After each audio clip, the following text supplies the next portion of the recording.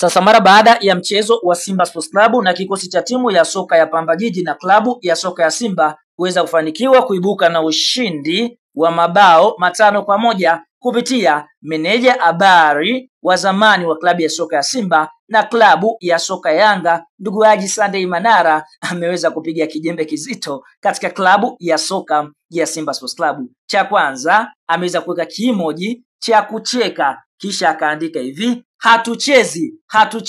hatuchezi ng'o na makolo. Kwa leo wanajiona wamepiga bom Urusi, kumbe wamepiga bom mochuari, wanajiona wameua. Huyo ni meneja habari na mawasiliano wa zamani wa klabu ya soka Simba Manara, akijaribu kutuma kijimbe kizito kwamba Simba kwa sasa wanaitaka mechi ya Kariakoo Derby, lakini wao wamesema hawachezi, na kwa leo Simba wanajiona wameua. Basi kwa upande mwingine ni kama vile wamepiga